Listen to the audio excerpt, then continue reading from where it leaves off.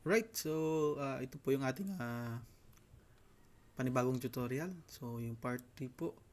Sa mga nakaraan, gumawa tayo ng new users, di ba? So ngayon naman, nagawa tayo ng users, tapos nag-assign tayo ng role, tapos tinest natin kung nag-work ba. So it's working naman. Ngayon, yung topic natin ngayon is kung paano gumawa ng maramihang users. Okay, so dalawang process po siya. It's either sa bulk import dito mismo sa tenant natin sa Entra. Pangalawa, pwede din siyang gawin sa PowerShell. Try natin gawing parehas, no?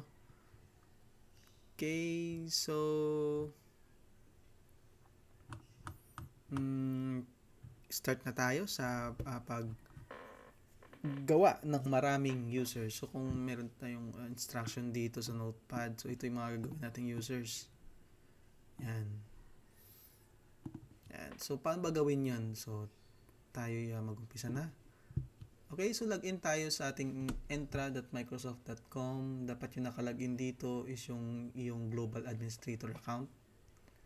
So first step, of course, is punta tayo dun sa users. Yan. Tapos, it's all users. Meron tayo ditong option na bulk operations. Yan, click natin to. Nating bulk create. Yan, so may template na dito. Parang ito yung mga steps. So download natin yung template. So na siya. Buksan natin.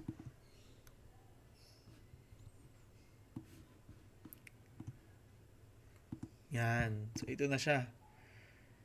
So maganda kayo kasi may instruction naman siya, no?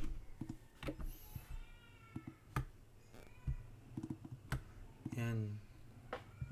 So ayan.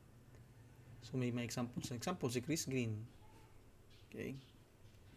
Ito mga password niya. First name. Kahit di natin siya i-fill up lahat. Kahit ito lang yung mga importanteng itong tatlo. Ay, from A to D. Pero tayo na rin lagyan ng okay, so wala. Ay, wala siyang manager's name. So yun, so ganun lang. Tayo natin, sino ba yung una? Si John Smith. John Smith.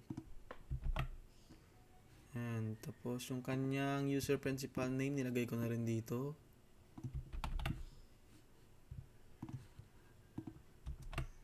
Yan. Okay, so password. Ito yung nilagay kong password. Tapos, wag natin siyang i-disable, no? Black sign in, ibig sabihin yan, i-disable mo ba? So, wag natin i-disable. Okay, so ganyan lang. Dagdag natin yung mga iba pa. Pwede natin siyang lagyan first name and last name. Mas maganda, no? So, type na rin natin. John Smith. Yan, pasig tayo sa kay James Smith. James Smith. Kanyang login. Same password lang. No. James Smith. Ay, sorry.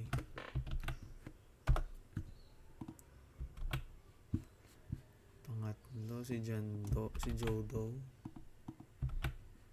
Joe Doe.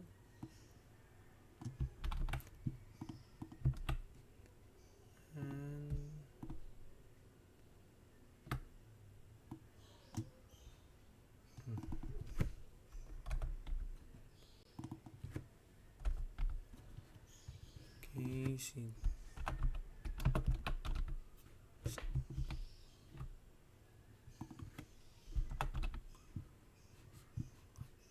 pangapat, last, ay si itong process na to, common talaga to ginagawa sa sa trabaho, sa work. Lalong-lalo na pag maraming i-onboard. So, yeah. Madalas itong ginagamit. Kung yung ang iyong setup, kung ang setup ng inyong infrastructure is purely cloud sa Azure, yan. Madalas itong ginagamit. Pero kung pang hybrid naman, commonly talaga gumagawa ng user sa AD, sa on-prem. Okay. So, yun na siya. Save natin. Save.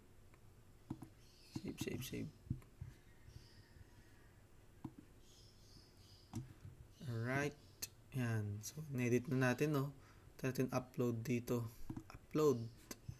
So, nasa downloads pa rin siya. Yan. So, double check natin kung nandun yung kung nakasave nga dun. Okay, so dito.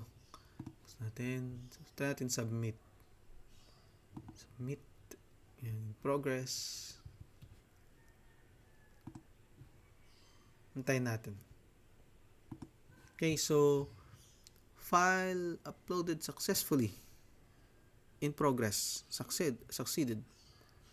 File is ready. Click here to download. So, hindi naman natin siya. Ay, download natin siya.